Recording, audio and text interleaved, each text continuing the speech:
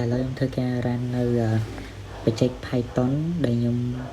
និយាយទៅវាទៅបើកអីមួយ YouTube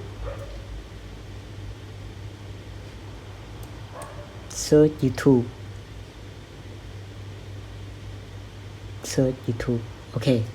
ជោគជ័យហើយឥឡូវខ្ញុំបានចូលទៅក្នុងបច្ចេក YouTube ហ្នឹងហើយឥឡូវខ្ញុំឲ្យវា click YouTube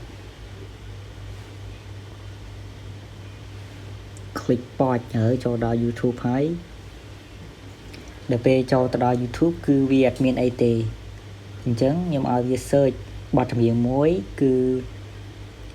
Beautiful Girl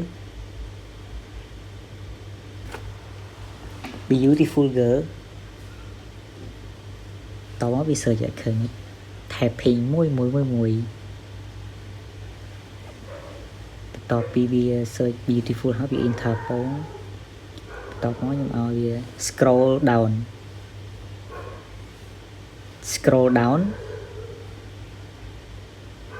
ពេលយើងនិយាយខុសវាអត់ឲ្យណា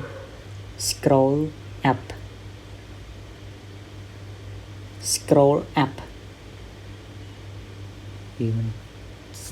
វាយើងនិយាយខុសអញ្ចឹងខ្ញុំចង់ឲ្យវាចុចនេះខ្ញុំចង់ឲ្យវាចុចអានេះអញ្ចឹងខ្ញុំនិយាយclick first video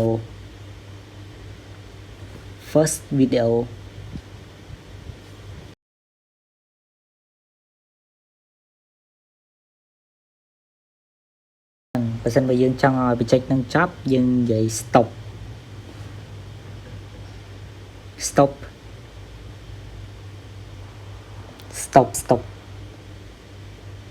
អូខេអញ្ចឹងដល់ពេលយើងនិយាយ stop បើយើងនិយាយត្រូវតង់គឺវាបញ្ចប់នៅបច្ចេកនឹងអូតូវីដេអូហ្នឹងមានតែប៉ុណ្្នឹងបើសិនបើអ្នកតាហៀចង់មែន soft code ហ្នឹងអាចទៅអូខេបើសិនបើ counter អ្នកខ្លះគាត់មានបញ្ហាជាមួយនឹង antivirus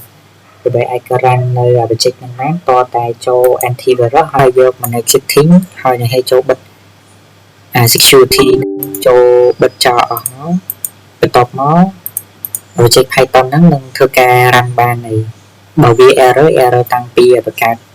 ដំបូងបង្កើតបច្ចេកដំបូងវា error អញ្ចឹងចូលបិទអាហ្នឹងសិនមកមិនអាចការ៉ានបច្ចេកហ្នឹងកើតពេលយើងតេស្តឲ្យអស់យើងចាប់ផ្ដើមធ្វើការបើក on វាមកដើម្បីឲ្យវាមានសុវត្ថិភាពក្នុងកុំព្យូទ័រយើងវីដេអូហ្នឹងមានតែប៉ុណ្្នឹងបើសិនបើអ្នកតាហៀចង់មែន soft code ហ្នឹងអាចទៅ join Telegram group channel Telegram មួយទៅខ្ញុំតម្លាក់ code ហ្នឹងឲ្យហើយអ្នកតាយកទៅសិក្សាបន្តទៅវីដេអូហ្នឹងមានតែប៉ុណ្្នឹងអរគុណ